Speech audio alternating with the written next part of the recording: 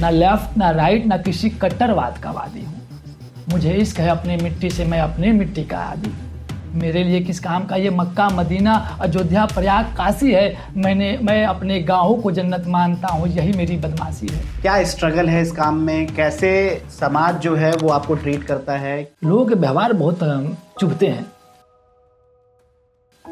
परिवार के लिए, लेकिन करना ही पड़ता है, क्या करें। कैसी रही आपकी बचपन, कैसे बीता, कहाँ तक पढ़ाई करी, फिर यहाँ तक कैसे पहुंचे आप? कि बंटवारे में बचपन बीता, बंटवारे में बचपन बीता जवानी जिम्मेदारी में, तो क्या मेरा हक नहीं बनता इस सामाजिक हिस्सेदारी में। तेरी बेखुदी का, बेरुखी का, बेपरवाहियों का, लापरवाहियों का, तेरे बेमतलबों में मतलबों का, तेरे उल्टे सुलटे करतबों का, जीता जागता नुमाइश हूं मैं।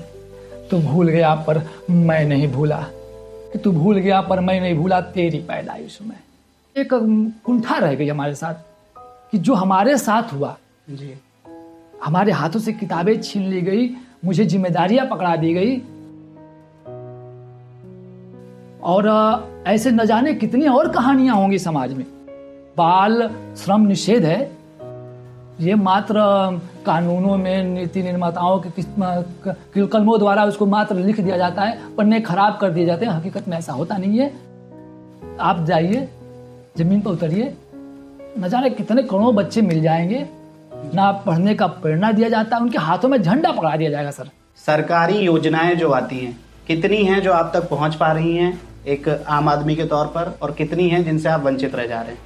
एक मेरा एक वक्तव्य है कि सियासत कितनी भी नेक प्रस्त क्यों ना हो, रियाया जनता कल भी गुलाम थी, आज भी है, आगे भी रहेगी। राजनीति को केंद्र में रखते हुए मैं बोल रहा हूँ कि जिस दिन सियासतदारों से हकदारों का अधिकार मांगा जाएगा, उस दिन सड़क से लेकर संसद तक हर एक राजनीतिक इमारत थरथराएगा। आप लोकतंत्र की बात करते हैं, लोकतंत्र की परिभाषा बदलने की बात करते हैं, क्योंकि मेरा खुद का वोट मेरी बाप की बपौती नहीं है। न जाने कितने संघर्ष किए गए इस अधिकार के लिए, इस मत के लिए। अब एक आखिरी बार आप एक स्वरचित कविता अगर कोई कहना चाहें। साम दाम दंड भेद सबको आज साध ले, जिंदगी संघर्ष है, संघर्ष खुद को नाम दे। ज्ञान कृष्ण सारथी, संकल्प का सहारा लेगा, गंगा का त्रिभागी रही। आवाज दे, आगाज दे, हुंकार दे, ललकार दे, भीड़ से बाहर निकल, खुद को नया पहचान दे। साम दाम दंड भेद सबको आज साध ले, जिंदगी संघर्ष है, संघर्ष खुद को नाम दे। शाहरुख खान का एक फेमस कोट है, don't be a philosopher until you are rich. इसका मतलब होता है कि आप अगर अमीर इंसान नहीं हैं तो फिलॉसफी मत झाड़िए। ये कहीं कहीं पे फिट बैठता है और कहीं कहीं पे नहीं भी बैठता है, लेकिन ऐसा सच नहीं है, क्योंकि हम में से कई सारे लोग ऐसे भी होते हैं जो कई बार मौके ना मिल पाने की वजह से या माहौल ना मिल पाने की वजह से पीछे रह जाते हैं। लेकिन इसका मतलब ये नहीं होता कि वो हार गए या फिर कुछ कर नहीं सकते। जिंदगी की ठोकरें खाते खाते वो भी फिलॉसफी पढ़ना सीख जाते हैं, और कई बार तो उनके जो विचार होते हैं उन अमीरों और फिलोसोफर्स से कहीं ज़्यादा मायने रखने वाले होते हैं। ऐसे ही एक आम आदमी की ज़िंदगी और उनके लाइफ स्ट्रगल्स और उनके जीवन के किस्सों को जानने के लिए पुष्कर टॉक्स में स्वागत कीजिए वीरेंद्र यादव जी का। स्वागत है आपका। नमस्कार सर। बहुत बहुत मैं आपको आभार व्यक्त करना चाहता हूं कि आज के दौर में जहां बड़े हो चुके लोगों की बात होती है, उनकी प्रेरणाओं को समझी जाती है, उनसे सीखी जाती है, और केवल उन्हीं के बताए गए पद चिन्हों पर चलने की एक जिद उठाकर आम आदमी चल रहा है, उस दौर में आप हम जैसे लोगों को भी एक मंच दिए हैं। इसके लिए मैं बहुत कृतज्ञ महसूस कर रहा हूं और आपको शुभकामनाएं देता हूं कि आप जिस मुहिम पर जा रहे हैं वो सफल हो सर। तो एपिसोड की शुरुआत करते हैं। आपका लाइफ स्ट्रगल जो है, आपकी जीवन जो है, कहाँ से आप कहाँ तक पहुँचे हैं, कुछ उसके बारे में बताइए। मेरे व्यक्तिगत जीवन से जी, मुझे मुझे लगता है कहीं ना कहीं मेरे व्यक्तित्व के परिचय को जानना आवश्यक है। व्यक्तिगत परिचय तो सबका अपना अपना होता है, लेकिन व्यक्तित्व का परिचय उसके समग्र जीवन को दर्शाता है कि बंटवारे में बचपन बीता, बंटवारे में बचपन बीता जवानी जिम्मेदारी में, तो क्या मेरा हक नहीं बनता इस सामाजिक हिस्सेदारी में। यह मेरा व्यक्तित्व है। जी कि बंटवारे में बचपन बीता, जवानी जिम्मेदारी में, तो क्या मेरा हक नहीं बनता इस सामाजिक हिस्सेदारी में। तेरी बेखुदी का, बेरुखी का, बेपरवाहियों का, लापरवाहियों का, तेरे बेमतलबों में मतलबों का, तेरे उल्टे सुलटे करतबों का, जीता जागता नुमाइश हूं मैं। तू भूल गया पर मैं नहीं भूला। मैं अपने समाज से बात कर रहा हूँ, जी मैं अपने राष्ट्र से बात कर रहा हूँ। उनकी उदासीनता इतनी बड़ी हो गई कि वो मुझे पहचानते नहीं है, मुझे स्वीकारते नहीं है। बावजूद इसके मैं अपने समाज की चिंता करता हूँ, अपने राष्ट्र से बेहद प्यार करता हूँ। कि तू भूल गया पर मैं नहीं भूला तेरी पैदाइश में। मेरा नाम वीरेंद्र कुमार यादव है और मैं प्रॉपर बलिया जिला का हूँ। और जिम्मेदारियों की बोझ और अपने आप को कहीं टिका देने की जो चाहत थी वो मुझे नोएडा लेकर आई। और यहाँ पर मैं पानी का काम करता हूँ, जी मिनरल वाटर का सप्लाई मैं घर घर में करता हूँ सर। तो आपका गांव से जुड़ाव ज़्यादा है जितना हमारी आपकी बातचीत हुई थी। तो कैसी रही आपकी बचपन, कैसे बीता, कहाँ तक पढ़ाई करी, फिर यहाँ तक कैसे पहुँचे आप? सर गांव मेरे लिए उतना ही इम्पोर्टेंट है जितना राष्ट्र। जी मैं गांव से उतना ही, भले ही मैं कितना भी दूर हूँ, मैं गांव से बेहद लगाव रखता हूँ। मेरी एक छोटी सी रचना है कि गांव को लेकर कि ना लेफ्ट ना राइट, ना लेफ्ट ना राइट, ना किसी कट्टरवाद का वादी हूँ। मुझे इश्क है अपनी मिट्टी से, मैं अपनी मिट्टी का आदी हूँ। मेरे लिए किस काम का ये मथुरा, प्रयाग, अयोध्या, काशी है। मेरे लिए किस काम का ये मक्का, मदीना, अयोध्या, प्रयाग, काशी है। मैं अपने गाँव को जन्नत मानता हूँ, यही मेरी बदमाशी है। वृक्ष भला जाता कहाँ है, वृक्ष भला जाता कहाँ है अपने जड़ों को छोड़कर। भविष्य भला सवरा कहाँ है अपने अतीत से मुंह मोड़कर। भले ऊंचाइयों से उतरकर गंगा एक विस्तार में मिल जाती है। मेरे अंदर के गांव को समझने का प्रयास कीजिएगा। भले ऊंचाइयों से उतरकर गंगा एक विस्तार में मिल जाती है, पर जरा गौर फरमाइए जनाब, ये गंगा आज भी गाँवों में पूजी जाती है। स्वाभिमान, गांव का स्वाभिमान मैं लेकर चल रहा हूँ। जी भले ऊंचाइयों से उतरकर गंगा एक विस्तार में मिल जाती है, पर जरा गौर फरमाइए जनाब, ये गंगा गांव में पूजी जाती है। शहर के लिबास में अस्तित्व कहाँ है हम आपका, शहर के लिबास में अस्तित्व कहाँ है हम आपका। काया शहर सी हो चली है पर आज भी आत्मा है गांव का। अभी भी वो बचपन, पढ़ाई और यहाँ तक पहुँचने की जर्नी रह गई। जर्नी के बाद भी एक कुंठा रह गई हमारे साथ कि जो हमारे साथ हुआ, जी हमारे हाथों से किताबें छीन ली गई, मुझे जिम्मेदारियां पकड़ा दी गई। और ऐसे न जाने कितनी और कहानियां होंगी समाज में। तो इस पर थोड़ा सा प्रकाश डालिए, क्या हुआ, कैसे यहाँ तक पहुँचे आप? सर ये व्यक्तिगत विषय है, जी जरूरी है कि इसको सामाजिक बनाया जाए। जी मेरा यह मानना है कि भारत के जन जन का मन विविध विचारों का संग्रहालय होगा। जी भारत के जन जन का मन विविध विचारों का संग्रहालय होगा जब हर गांव में एक डॉक्टर, एक न्यायाधीश, एक भव्य पुस्तकालय होगा। इससे वो बात आ रही है कि आपके हाथों से किताबें छीनी गई थी तो हुआ, लेकिन कब छीनी गई, कौन सी क्लास तक आपने पढ़ाई करी, उसके बाद क्या हुआ? मेरी पढ़ाई 12वीं तक है जी।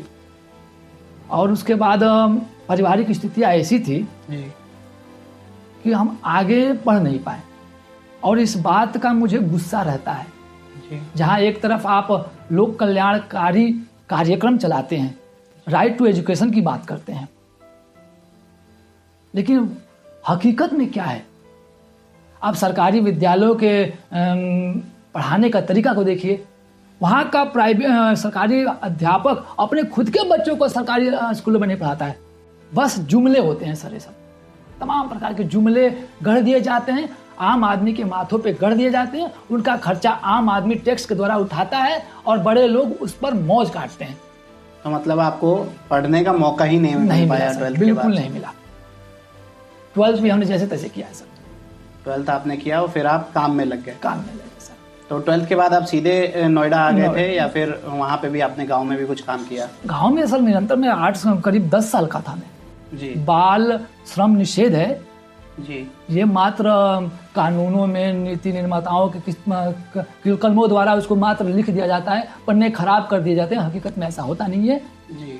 आप जाइए, जमीन पर उतरिए, न जाने कितने करोड़ों बच्चे मिल जाएंगे, ना पढ़ने का प्रेरणा दिया जाता है, उनके हाथों में झंडा पकड़ा दिया जाएगा सर।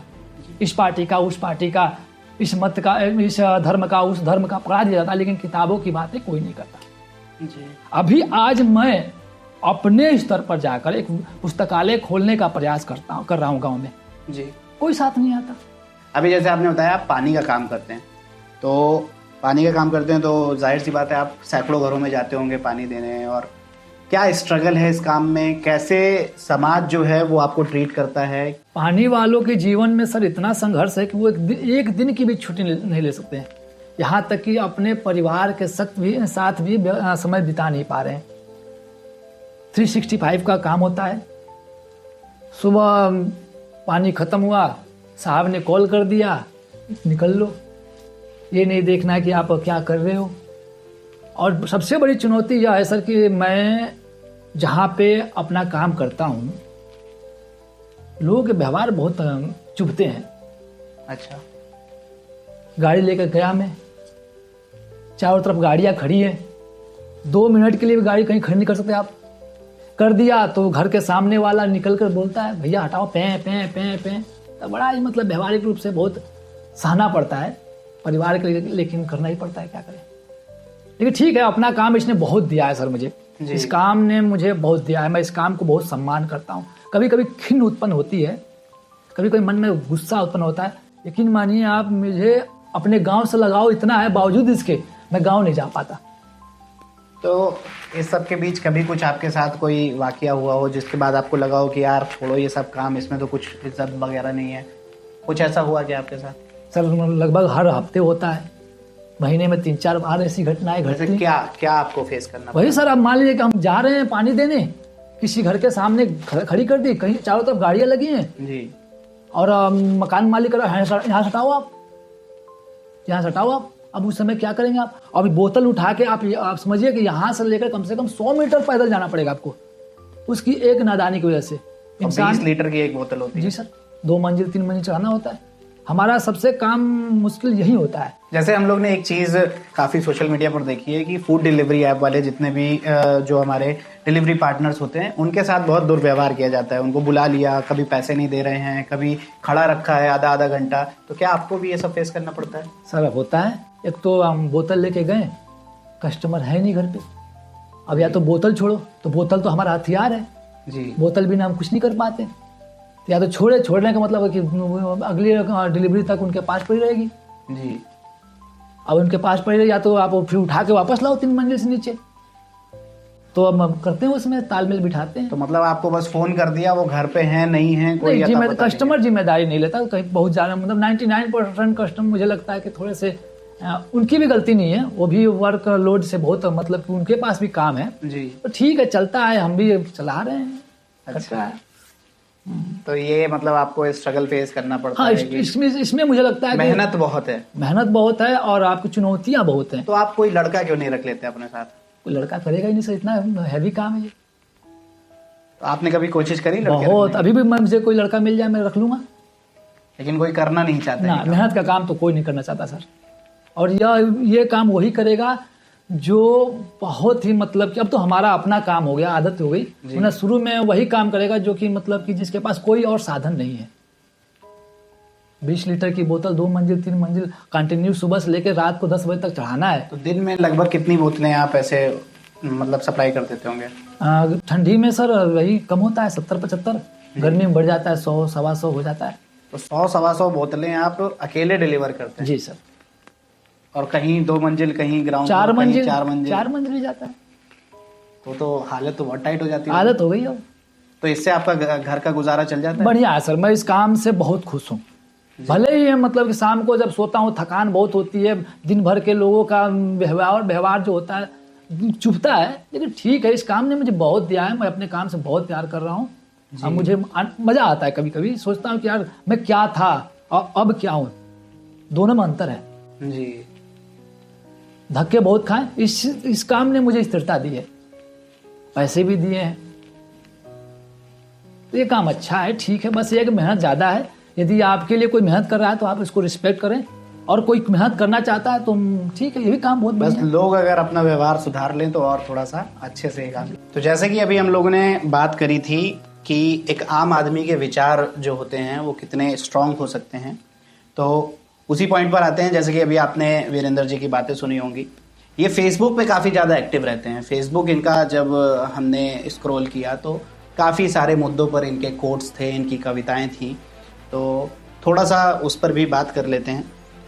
वीरेंद्र जी, आपके विचारों की बात करें, आपके विचार कई जगह पे काफ़ी क्रांतिकारी हैं, कई जगह पे थोड़े से मार्मिक हैं।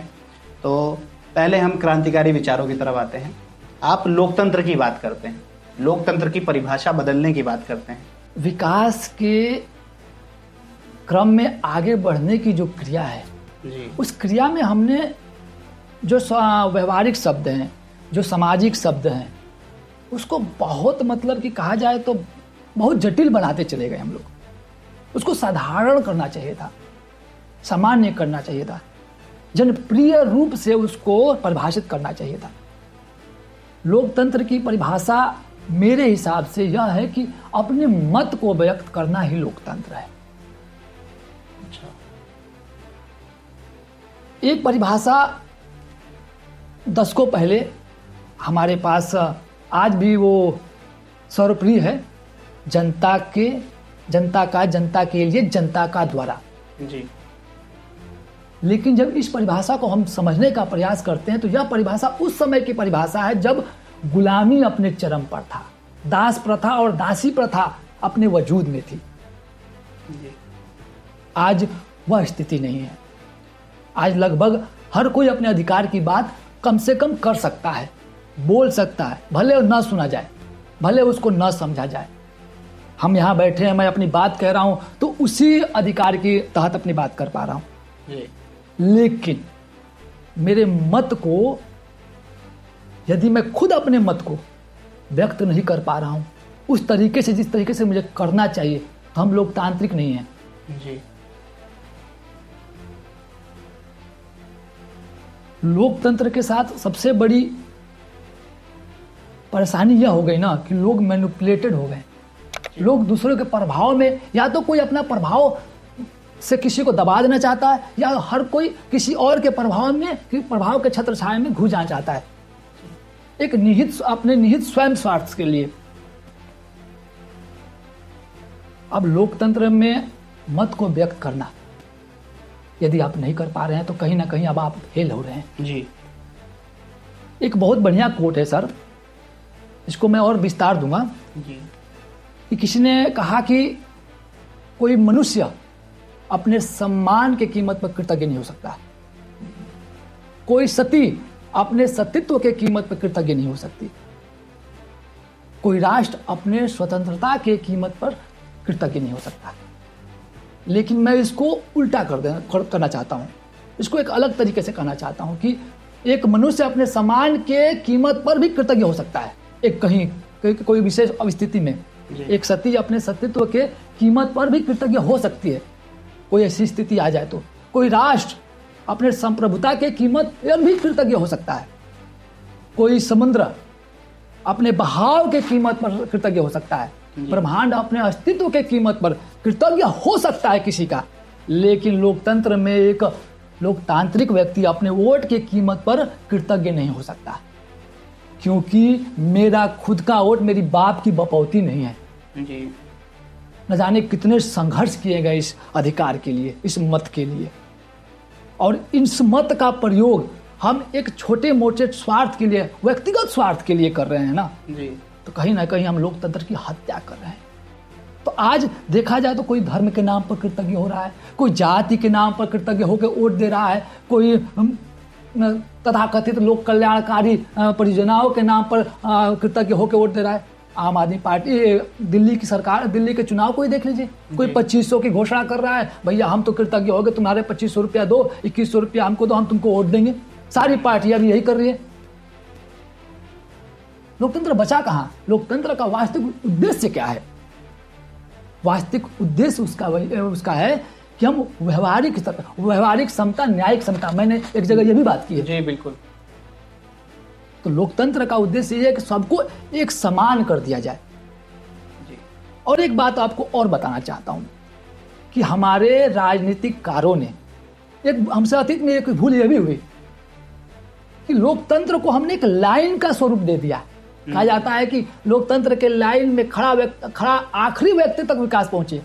कितनी घृणित बात है। आपने लाइन लगा दिया। अब ये बताइए, लाइन जब लगाते हैं तो क्या सबको संसाधन बराबर रूप में दे पाएंगे?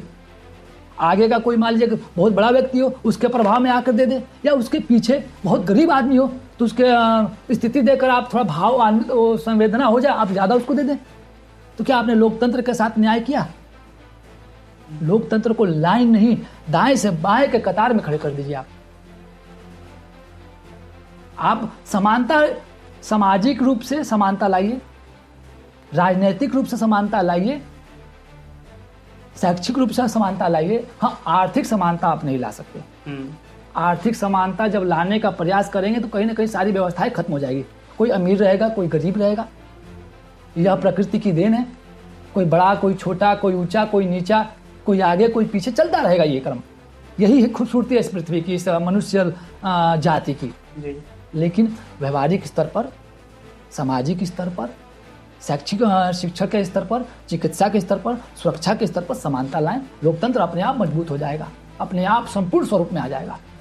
अभी आपने बात करी बिहेवियरल इक्विटी और जुडिशियल इक्वालिटी की, मतलब व्यावहारिक समता और न्यायिक समानता की। तो इस पर आप थोड़ा सा प्रकाश डालिए, क्या इसको डिटेल में थोड़ा सा समझाइए। यह आज क्या विचार नहीं है, यह हमारे सनातन धर्म से आ रहा है, बस उसको हम परिभाषित नहीं कर पाए। और देखा जाए तो विश्व के जितने महापुरुष हुए हैं जी, चाहे वो किसी भी धर्म के हो, चाहे किसी दुनिया किसी भी कोने में, सबने एक ही बात की है, व्यवहारिक समानता, न्यायिक समता। बस उस केंद्र बिंदु तक हम नहीं पहुंच पाए। तो आपको लगता है वो अभी जो समाज में इम्प्लीमेंट नहीं हो पा रही, बस किताबों में रह गई है? इसका बढ़िया उदाहरण मैं दूंगा जी। श्री कृष्ण को लीजिए, सुदामा और श्री कृष्ण के उस प्रसंग को याद कीजिए। स्थिति कितनी, मतलब कि दोनों की स्थिति देखिए, आप अवस्था देखिए। एक राजा है जी। एक रंक है, अतीत में उनका साथ था। जैसे ही वो पास गए, कृष्ण ने उन्हें गले लगा लिया। ये हो गई व्यवहारिक समानता। न्यायिक समता देखिएगा आप, पूरे जीवन की कमाई 2 मुट्ठी चावल सुदामा लेकर आए थे। समानता देखिए, कृष्ण की समानता को समझिए आप। इसकी हम बात नहीं करते, हम बस झंडा उठा लेते हैं, उनके नाम पर राजनीति हो जाती है, लेकिन उनके मर्म को, उनके वास्तविक उद्देश्य को, उनके उपदेशों को नहीं समझ पाए। जी। 2 मुट्ठी अनाज सुदामा के पूरे जीवन की कमाई थी। उसके बदले में न्यायिक समता दिखाते हुए हमारे प्रभु कृष्ण ने 2 लोक उनको दान दे दिया। श्री कृष्ण के पूरे जीवन की कमाई और सुदामा के पूरे जीवन की कमाई बराबर रूप से आ गई। श्री कृष्ण ने पूरा न्याय किया। यह न्यायिक समता है। यही बात आगे चलकर मार्क्स भी करता है। वो भी चाहता है कि सामाजिक स्तर पर व्यवहारिक रूप से समान हो जाए और लोगों को न्याय मिल जाए उनके खिलाफ जो उनका शोषण कर रहे हैं। मार्क्स बस इस एक बात से फेल हो गया, कोई संघर्ष की बात करता है। वो मात्र 2 पक्षों की बात करता है, हैव और हैव नॉट। जी। उससे यही भूल हो गई। यदि हैव नॉट और हैव को हटा करके व्यवहारिक समानता और न्यायिक समता और संघर्ष की बात नहीं करता ना, तो आज दुनिया की स्थिति कुछ और होती। तो जैसा कि अभी आपकी बातों को सुनकर लग रहा है कि आप भले ही 12th के बाद नहीं पढ़ पाए, लेकिन आपने किताबें पढ़ना नहीं छोड़ा, किताबों का साथ नहीं छोड़ा। आपने मार्क्स भी पढ़ा है, आपने काफ़ी न्याय की किताबें भी पढ़ी हैं। आप समझ सकते हैं कि जैसा कि हमने बात करी थी कि एक आम आदमी जिसको कभी मौके नहीं मिल पाए, कभी माहौल नहीं मिल पाया, लेकिन उसके पास अभी भी फिलॉसफी पढ़ने का टाइम था, फिलॉसफी पढ़ने का मौका था, जो आपने प्रूव किया। अब आपकी एक और विचार पर आते हैं, जो आप बात करते हैं कि देश को राष्ट्रपिता तो मिले हैं, देश को राष्ट्रमाता नहीं मिली। तो इस पर आप कुछ कहिए। सर देखिए, मैं अपने जीवन काल में माँ की कमी बहुत महसूस किया हूँ। यह मेरी पीड़ा है, व्यक्तिगत पीड़ा भी मान लीजिए, सामाजिक या राष्ट्रीय पीड़ा भी मान लीजिए। जहाँ इस महिला सशक्तिकरण की बात होती है और जिस देश में महिला की पूजा की जाती है, स्त्री की कन्या पूजन होती है, और ऐसे महान राष्ट्र में यदि हम राष्ट्र माता की बात ना करें तो मुझे कहीं ना कहीं लगता है कि हाँ, हम उनके साथ न्याय नहीं कर रहा है, न्याय नहीं कर पा रहे हैं। न्यायिक क्षमता यहाँ भी काम करनी चाहिए। राष्ट्रपिता हमारे पास हैं, राष्ट्रमाता पूरे देश को एक साथ खड़े होकर बनाने भी चाहिए और पूरे दुनिया को संदेश दें कि हमारा हम जेंडर के रूप में हम बायस्ड नहीं है जी। मतलब हमारे बीच में कोई भेदभाव नहीं है। और इसको पूरे विश्व को बताने के लिए हाँ, हमें एकत्र होकर के, एकजुट होकर राष्ट्रमाता के बारे में विचार करना चाहिए। तो आपके हिसाब से कौन है राष्ट्रमाता का फेस, किनको राष्ट्रमाता माना जाना चाहिए? सर देखिए, इसके लिए मैं व्यक्तिगत कोई बयान नहीं दूंगा। अच्छा। लेकिन बावजूद इसके मैं राष्ट्र पर छोड़ रहा हूँ। जी। यदि वो इस बात से सहमत है कि इस देश को राष्ट्रमाता की आवश्यकता है, जेंडर इक्वालिटी की आवश्यकता है, तो महिला सशक्तिकरण मात्र राजनीतिक ना हो, लोगों के बीच मात्र ऐसे उसको हथियार न बनाया जाए। राष्ट्र स्वयं इस पर पहल करे और इस बात को केंद्र में लाए। समय के साथ वो अपने आप हो जाएगा और लोग अपने आप चुन लेंगे। अच्छा। बहुमत स्वयं कर लेगी अपना काम। तो आप ये लोगों पर छोड़ना चाहते हैं? जी सर। आपके हिसाब से जो मौजूदा सरकार है, राष्ट्र की बात करते हैं, सेंट्रल गवर्नमेंट की बात करते हैं, और आप यूपी से आते हैं तो यूपी सरकार की बात करते हैं, आपके हिसाब से सरकारी योजनाएं जो आती हैं कितनी हैं जो आप तक पहुंच पा रही हैं एक आम आदमी के तौर पर, और कितनी हैं जिनसे आप वंचित रह जा रहे हैं? एक मेरा एक वक्तव्य है जी। कि सियासत कितनी भी नेकप्रस्त क्यों ना हो, रियाया जनता जी। कल भी गुलाम थी, आज भी है, आगे भी रहेगी। फर्क बस इतना है कि प्रत्यक्ष गुलामी नहीं है, जी। अप्रत्यक्ष गुलामी है। हमें कह दिया जाता है कि हम आज़ाद हैं, ठीक है, यदि हमें बताया जाता है, हम स्वीकार भी कर लेते हैं। कहीं ना कहीं हमें लगता है कुछ स्तर पे ठीक है भाई, हम पे कोई दबाव नहीं है जी। हम कुछ मामलों में स्वतंत्र हैं। सरकारों की बात करें तो सर, ये सारी सरकारें उठा लें, कोई भी सरकार आम आदमी के लिए काम नहीं करती है। कर रही होती है तो मैं आपको एक और कविता सुनाना चाहता हूँ। बिल्कुल बिल्कुल। कि जिस दिन सियासतदारों से हकदारों का अधिकार मांगा जाएगा। लास्ट में बताऊंगा क्या मांगना चाहिए अधिकारों को, हकदारों का अपना क्या अधिकार है। जी। राष्ट्र के राजनीति को केंद्र में रखते हुए मैं बोल रहा हूँ कि जिस दिन सियासतदारों से हकदारों का अधिकार मांगा जाएगा, उस दिन सड़क से लेकर संसद तक हर एक राजनीतिक इमारत थरथराएगा। जिस दिन निकल पड़ेगी जनता पताका लेकर निस्वाभिमान का, उस दिन क्या होगा इन राजनीति के दलालों का, समाज के तथाकथित ठेकेदारों का, सियासतदारों के चाटुकारों का? है कोई जो यहाँ इसका ठीक ठीक अनुमान लगा पाएगा? लेकर हमारा मत तुम अपनी सरकार बनाते हो, कहते हो सत्ता जनता की है, पर तुम अपनी सरकार चलाते हो। तुम्हारे किए का परिणाम देख हमारी बदहाली, तुम्हारी महत्वाकांक्षा बड़ी हो गई, हमारे आकांक्षाओं का गला दबाते हो। कब तक जनता अग्नि परीक्षा देगी? मेरे राम तुम अग्नि परीक्षा दो, शिक्षा चिकित्सा सुरक्षा दो, शासन प्रशासन अच्छा दो। कितनी सरकारें हैं बताइए कि शिक्षा चिकित्सा और सुरक्षा पर संपूर्ण रूप से अपने आप को समर्पित करते हुए आम नागरिकों तक पहुंचा रही है? नहीं। कितनी सरकारें?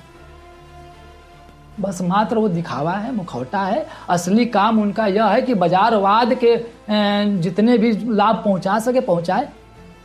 आपको क्या लग रहा, अभी बजट की घोषणा हुई जिसमें 12 लाख तक टैक्स मुक्त किया गया, जी। क्या आम आदमी को सहूलियत दी गई? सर, देश का जीडीपी घट रहा था, सरकारों की आय कम हो रही थी, उसके साथ साथ उद्योगपतियों की भी आय कम हो रही थी। कंजप्शन को बढ़ाया जाए, लोगों को थोड़ा सा रिबेट के नाम पर उनको कंजप्शन का सहारा दिया गया, उसको कंज्यूम करो, तो आम आदमी भी खुश है कि भाई 12 लाख पे हमको टैक्स फ्री, हम 12 लाख कमाएंगे, अब पूरा करेंगे। जी। वास्तविक यह है कि फ्लो, पैसे का जो फ्लो है उद्योगपतियों तो पहुंचाया जाए, बाजारवाद को लाभ। जितनी भी सरकारें इस समय पूरे विश्व में काम कर रही है, सब बाजारवाद के अंदर काम कर रही हैं। जी। आम आदमी कुछ नहीं कर रहा है, आम आदमी बस अपने आप को संतुष्टि दे रहा है। यह संतुष्टिकरण की राजनीति है। जी। एक आपने तुष्टिकरण की राजनीति सुना होगा, यह संतुष्टिकरण की राजनीति है। बस आपको संतुष्ट रखा जाएगा, कुछ ना कुछ फ्लो करता है। 100 रुपया कमाया सरकार ने, 10 रुपया 20 रुपया आपको दिया, वही हैव नॉट। ये सरकार बहुत चतुर है। जी। आपको हैव नॉट के श्रेणी में नहीं लाना चाहती, कुछ ना कुछ पहुंचाती रहेगी आपके पास। राशन के नाम पे, आवास के नाम पे थोड़ा बहुत लेते रहो, जीते रहो। जियोगे तो तुम मेहनत करोगे, तुम्हारे मेहनत का खाएंगे वो। जी।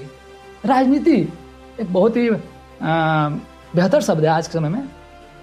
राजनीति हर व्यक्ति, मुझे लगता है कि हर व्यक्ति को करना चाहिए, लेकिन क्यों करनी चाहिए यह सवाल होनी चाहिए। यदि आप राजनीतिक रूप से आप सक्रिय नहीं है ना, तो आप लोकतंत्र में आपकी सक्रियता है ही नहीं। जी। लेकिन राजनीति क्यों? देखिए 3 कर्म होते हैं, व्यक्तिगत कर्म, जी। सामाजिक कर्म और राष्ट्रीय कर्म। और मजे की बात बताऊं आपको, यदि आप व्यक्तिगत कर्म पूरी ईमानदारी के साथ कर रहे हैं, पारिवारिक कर्म पूरे ईमानदारी के साथ कर रहे हैं, तो राष्ट्रीय कर्म उसके अंदर आ जाता है। जी। यदि आप राष्ट्र पर बोझ बने बिना आप अपना और अपने परिवार का वहन, जीवन यापन पूरी ईमानदारी के साथ अपने कंधों पर लेकर के कर रहे हैं ना, तो आप सच्चे राष्ट्रभक्त हैं। आपको राष्ट्रभक्त होने का कोई और प्रमाण देने की आवश्यकता नहीं है, सर्टिफिकेट देने की आवश्यकता नहीं है। ओके। ये आम आदमी के स्वाभिमान की बात कर रहा हूं। उसको अपने स्वाभिमान में, एक तो दिक्कत क्या है ना कि हर आम आदमी का स्वाभिमान मर चुका है और निरंतर मारा जाता है। विधायक जी के चरण वंदना में साहब कुछ कर दो हमारा, या फिर संसद हो या गांव का प्रधान हो, वो उसके ऊपर निर्भर है, राष्ट्र के ऊपर निर्भर। राष्ट्र हमारे लिए कुछ करेगी, सरकार हमारे लिए कुछ करेंगे। भाई साहब, आप राष्ट्र को दे रहे हो, आप सरकारों को दे रहे हो, आपसे राष्ट्र है, आपसे सरकारें हैं, आपसे विधायक है। आप नहीं तो ये कुछ भी नहीं है, बुनियाद आप हो। जब तक आप अपने स्वाभिमान को नहीं अपने अंदर स्थापित करके आप अपने व्यक्तित्व को निखारते हैं, तब तक सरकारें आपको कुछ नहीं करेंगी, वो मात्र आपको गुलाम बनाए रखेंगी। तो अभी आपने बात करी आम आदमी की, आस्था की, सारी कि आम आदमी जो है सबसे ज्यादा आस्थापूर्ण होता है, ये सारी बातें आपने करी। तो राम को लेके आपका क्या ख्याल है? क्योंकि राम जो एक शब्द ही नहीं, एक देश का भाव बन चुका है इस टाइम पे। नारे लगते हैं जय श्री राम के, और पॉलिटिकल एजेंडा भी बनता रहता है। तो आप इस पर क्या कहना चाहेंगे? ठीक है, अपना अपना विचार है, अपनी अपनी यात्राएं हैं, सबको जाना एक ही जगह है। आप उसको राम बोल ले या परमपिता परमेश्वर बोल ले, लेकिन हमने बहुत कॉम्प्लिकेट कर दिया है चीज़ों को। बोले नहीं, बुद्धिमान बनने की जिद में ना चीज़ों को इतना हमने जटिल कर दिया है कि उसको समझ नहीं पा रहे हैं, और स्वयं उसमें उलझते चले जा रहे हैं। जी। मेरे लिए, और मैं आपको राम की परिभाषा बताऊंगा। जी। जो मेरे राम की परिभाषा है, आप इस परिभाषा को सुनिए। मेरे अनुसार राम की परिभाषा यह है कि राम 2 शब्द से मिलकर बनता है, राम। जी। राम मतलब रास्ता, म मतलब मंजिल। जी। कर्म के रास्ते मंजिल को जाना ही राम है। जो व्यक्ति, जो मनुष्य राम को नहीं मानता, मेरे हिसाब से वो मनुष्य ही नहीं है। अब बताइए, यदि आप मनुष्य होकर कर्म नहीं कर रहे हैं और आपके लिए कोई मंजिल नहीं है, तो आप मनुष्य किस काम के? जी। और कर्म के रास्ते मंजिल को पाना ही राम है। इससे बेहतर कोई परिभाषा है तो कोई बताए मुझे, मैं उसमें संशोधन करूंगा। जी। आज जहां लोग जिद पकड़े हुए हैं, लोग कह रहे हैं कि जय श्री राम बोलो, या जय श्री राम बोलने वाले लोग क्या वाकई वो राम को मानते हैं? यदि राम को मानते तो दूसरे से जय श्री राम बुलवाते नहीं, बल्कि वो अपने काम में लगे होते हैं। और जो जय श्री राम नहीं बोल रहा है, वो भी जय श्री राम बोलता, अपने काम में लगता है। दोनों के पास काम नहीं है, और इन दोनों की वजह से ना जो वास्तव में जो अपने कर्म में लगे पड़े हैं, उनको व्यवधान पहुंच रहा है। लोग समझते ही कहाँ है। बस ये है कि जय श्री राम बोल दिए, ये नहीं बोल के खुश हैं, ये बोलवा के खुश हैं।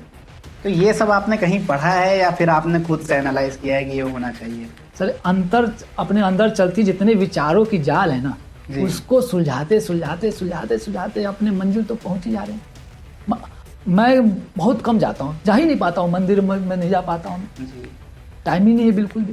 तो क्या मैं धार्मिक प्रवृत्ति का व्यक्ति नहीं हूँ? मैं अपने परिवार, मनुष्य होकर के यदि मैं 4 परिवार का जिम्मेदारी उठाकर पूरी ईमानदारी के साथ आगे बढ़ रहा हूँ, तो कहीं ना कहीं मैं भी धार्मिक हूँ।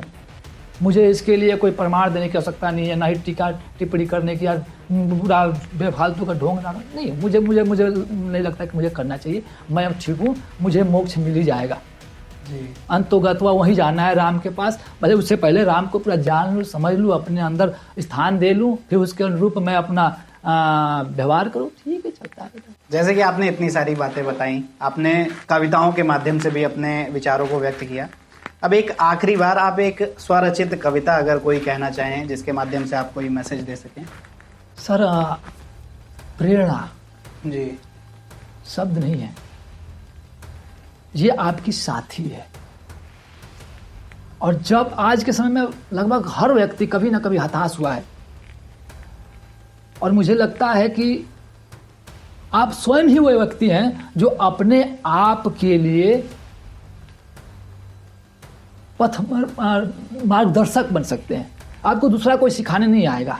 जी। ऐसे ही एक कविता है जो मैं हार जाता हूँ अपने चीज़ों को लेकर के, अपनी जिम्मेदारियों से कभी कभी हार सा महसूस होता है, तो मैं यह कविता अपने आप में गुनगुना भी लेता हूँ कि ऐसी है कविता की साम दाम दंड भेद, साम दाम दंड भेद सबको आज साध ले, जिंदगी संघर्ष है, संघर्ष खुद को नाम दे, संभावना में क्यों पड़ा, हकीकत की पैदाइश थी।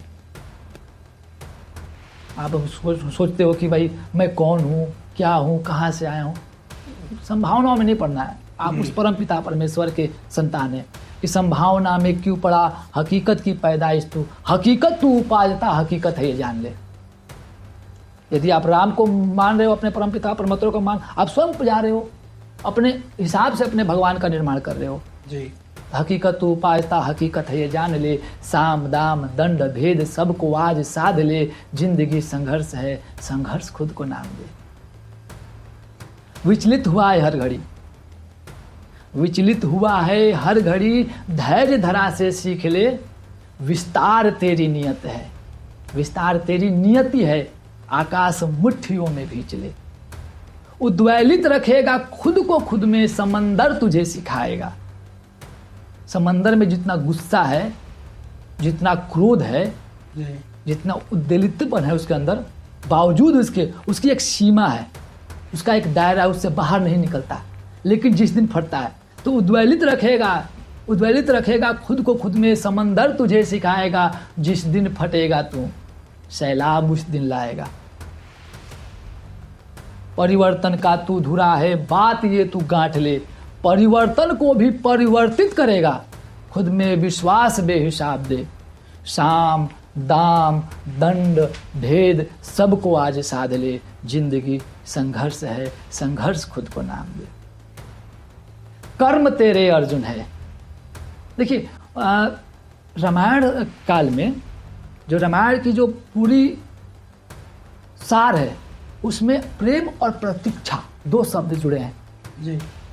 वही महाभारत में जब आप उसको पढ़ते हैं तो जो दो शब्द निकल के आते हैं वो कर्म और ज्ञान, पूरा उसका मर्म है। महाभारत का पूरा मर्म कर्म और ज्ञान है, ज्ञान भी व्यवहारिक ज्ञान।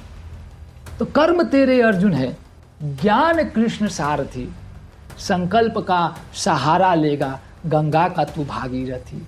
आवाज दे, आगाज दे, हुंकार दे, ललकार दे, भीड़ से बाहर निकल। कभी बाहर निकल के सोचिए, भीड़ से बाहर निकल, खुद को नया पहचान दे। साम दाम दंड भेद सबको आज साध ले, जिंदगी संघर्ष है, संघर्ष खुद को नाम दे। वाह।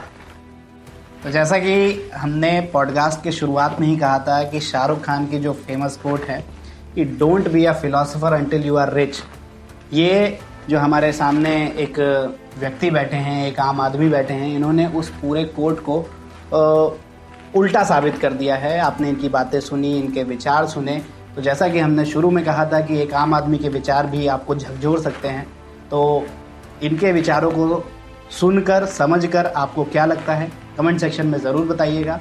और अगर ये वीडियो अच्छा लगा हो तो पुष्कर द्विवेदी चैनल को सब्सक्राइब कीजिएगा और जुड़े रहिएगा पुष्कर टॉक्स के साथ।